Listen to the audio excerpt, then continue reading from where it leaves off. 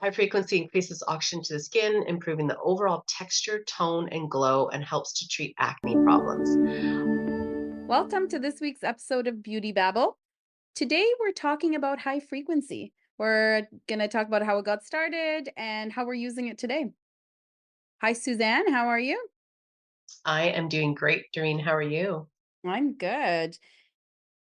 You brought this high frequency topic to us, and you did a little deep dive into the history and found out some interesting stuff. So I'm going to let you kick it off and tell us a bit more. Sounds good. So I know back when I shared with you going to school, we touched on it a little bit, but I don't know, I'm kind of that person that likes to dive in a little bit more into this instead of, well, this is what it does. Yeah, but why? I'm always, yeah, but Mhm. why? Or how? Or that's where this led to. So I thought it was really interesting that actually this was developed back in the late 1800s by a renowned scientist called Nikola Tesla. And it was referred to the violet ray. So when you think of, how it was used then, so it was before antibiotics.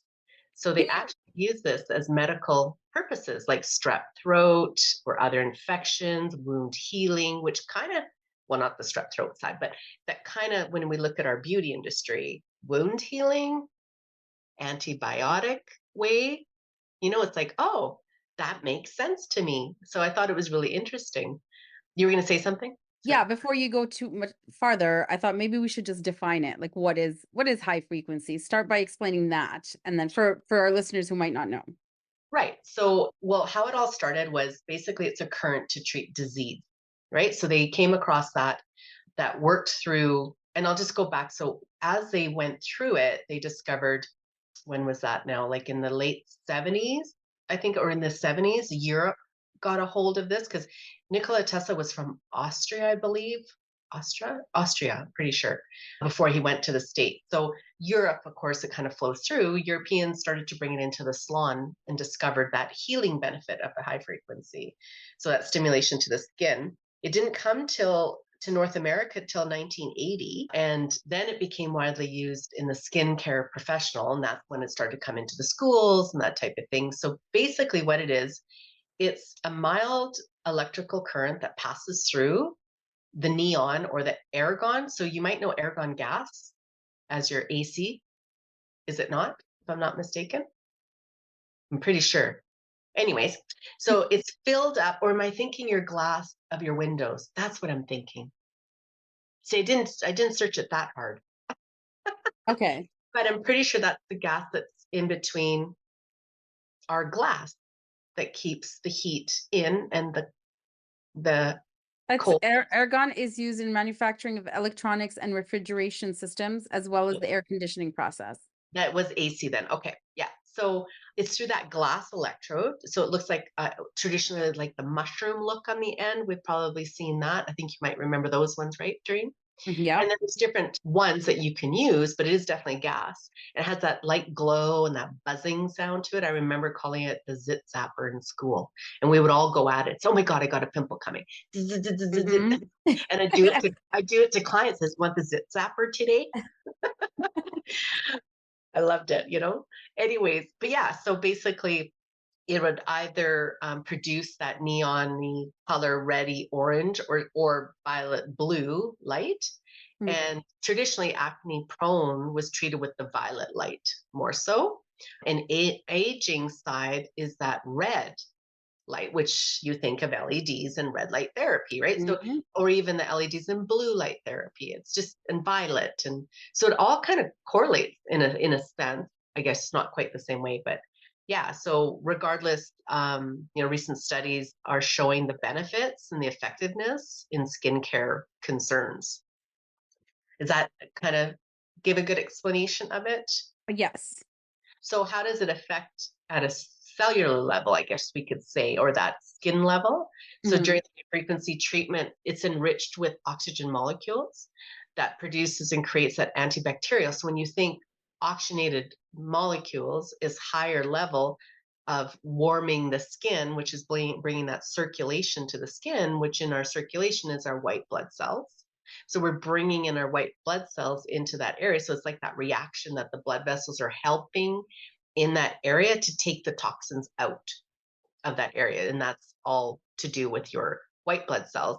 But it enriches it so much with nutrients. And that hydration volume is why you get that healing side of it so quickly, or hydration to the skin. Like it's not all just about acne, too, because it actually helps to drive nutrients. So if you're using that in your facials, is you're targeting hydration? Are you targeting acne or congestion? But in the end, it increases blood circulation and that increases cellular renewal, right? So it Right. increases that level. So it brings because of that stimulation as well, it's going to help, turn on the fibroblasts for that collagen elastin production in the cell, right? So I think that's when we think of it that way, how it helps, there's a lot of ways you could even use this to help, make sure the area is sterilized if you wish. Mhm. If you do waxing, would that be something to do on the upper lip? Because they break out as a treatment, like Like the head after or before? after, After. Yeah, right? that's Because I never you don't thought of want to go, that. yeah, you Yeah. don't want to go too long on it because you don't want the heat back in it. But then Right. you do that first, and then use your post products to take that redness Mhm. and the inflammation out of the skin. But it would bring that, I think, that energy to the skin to help promote that healing side of it. Yeah, so I think that's a huge part to know. So basically, one thing to keep in mind too is if we want to think about so what it high frequency is good for, and I'll just read this part out to you. Right. High frequency increases oxygen to the skin, improving the overall texture, tone, and glow, and helps to treat acne problems. All of this promotes collagen stimulation and elastin production, providing a firmer and more youthful appearance. So, again, not just about acne, which we tend to use it mainly for that, I Right. think, a lot of times.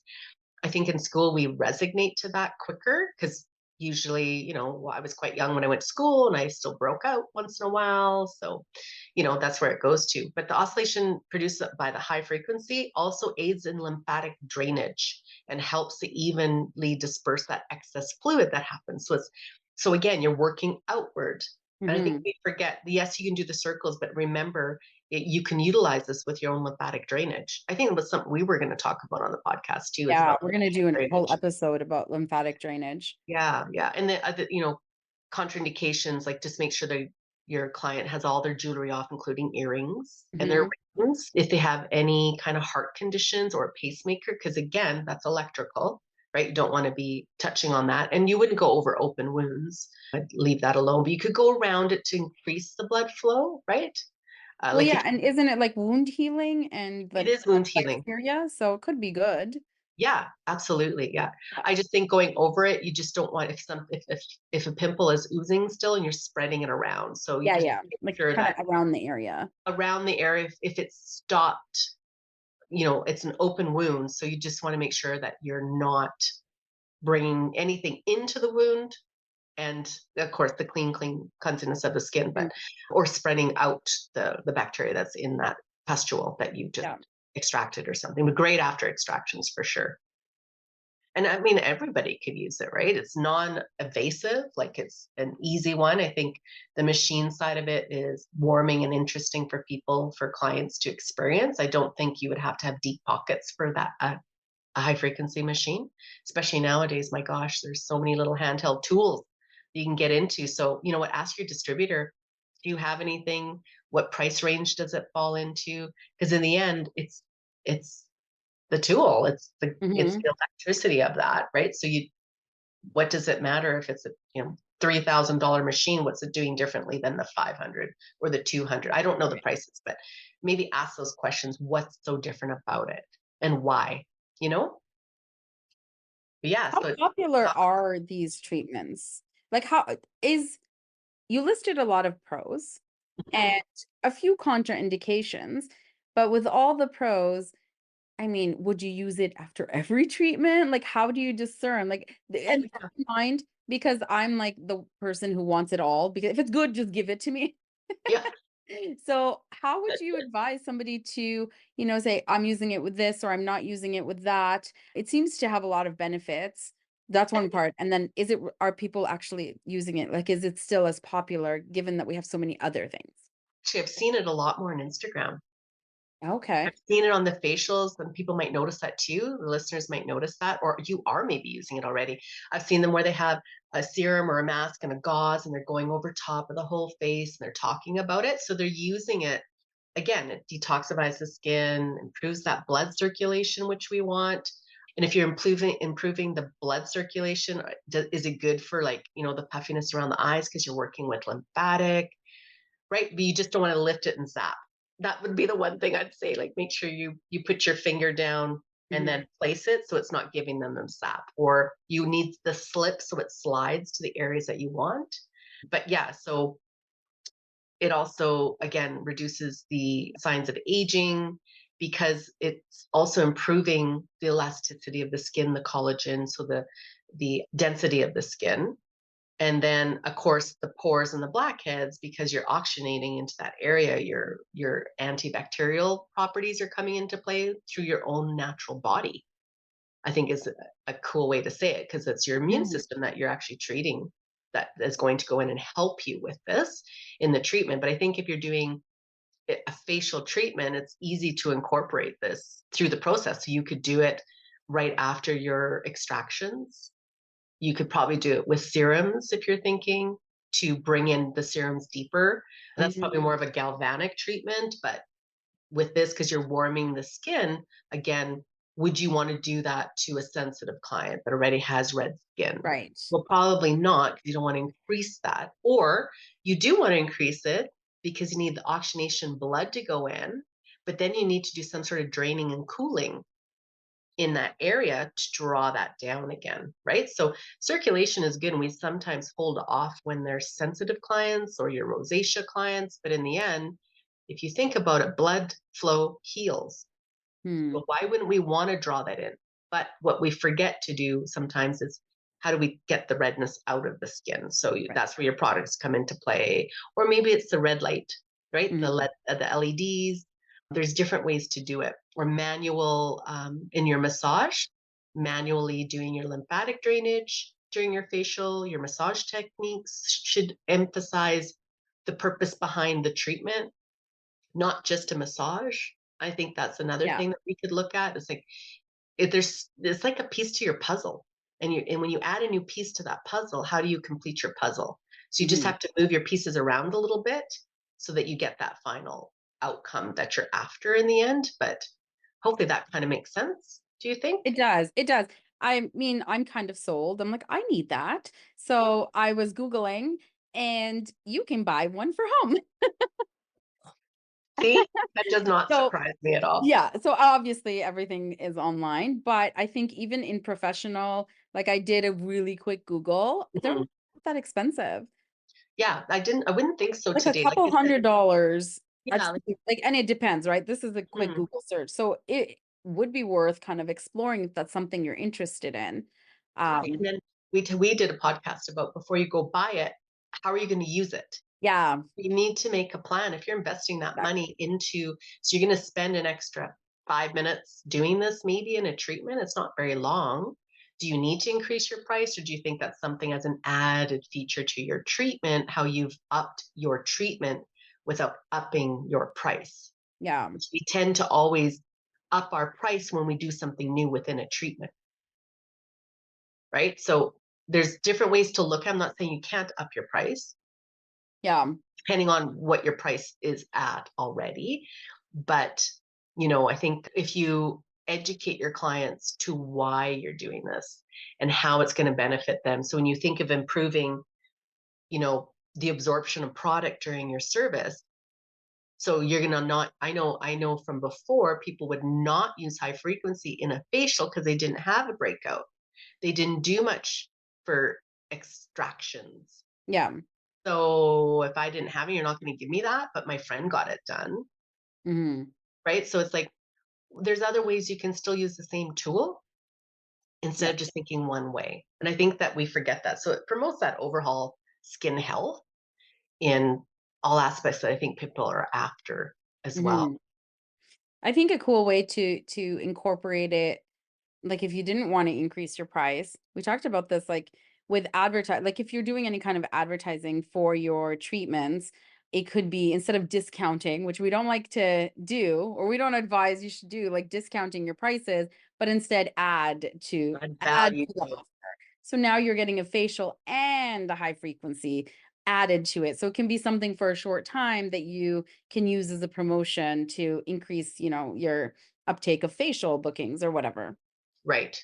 Yeah, I think it's like, as you said, you Googled, you didn't look that deep into it, but I think it's worthwhile. Just talk to your distributor first to see what they can find, because not always do you have to go to some of the medical levels, put it that way, because the costs are a lot more, right? Yeah. So, you just understand. I think if you're interested in doing something like that, or any kind of equipment, that you find out, okay, why is this only 200 versus $5,000 or whatever? What's the difference? It's like a fridge, a car, like there's Mhm. differences. Okay, speaking of car, Ah, can I okay. this has been killing me since you said Nikola Tesla Yeah. and electricity, and then there's the Tesla, the electric car. How are they related? Are they related? Interesting, right? Because I actually was like, wait a second, I didn't put that together now that Tesla's out there. So actually, the latest, I can't remember what year they became the CEOs, the gentlemen that are now there running Tesla, they actually named it out of respect for that scientist that founded and created it. So Tesla is actually named after, not that the car is designed in that way, but when you think it's electricity, and he was one of the first to bring it about, and that it's working in our homes and in our appliances and things like that, they did it out of respect for the innovation Cool. of Nikola Tesla. Yeah, I thought that was pretty cool. But no, Nikola It is cool. did not invent Tesla car. He Right. actually did do an electric kind of car back in the 30s, 1930s or something, that he tried it out. Really? Yeah, yeah. Again, Well, he he was sounds such like an an interesting innovative guy. scientist and explorer and researcher that he created. So I actually thought that's why they named Tesla, because he was one of the first to bring that into Oh, the car. okay. He tested it out. I don't know how good it was, but it was definitely tested then. That's cool. Yeah, I never even wondered why it was named Tesla. I don't know, just do, and then when you said that, I'm like, hey, there's a car by that name. Yes. Yeah. Awesome. Well, I Mhm. think this was nice and informative. And if any of our listeners have feedback on the ways they've used high frequency or their machine or anything like that, just let us know. We always love to hear from you. And if you have any questions, also submit those, because we do episodes where we answer your questions, and we're due for another one soon, I I think. was just thinking that, oh yeah, we should gather those together and Yeah, do an episode on all that too. for We will, sure. I promise. We will. Yeah. We'll get there soon, sooner than later. Awesome. All right. Well, thanks so much for listening, and we'll be back next week. Thanks for listening to Beauty Babble.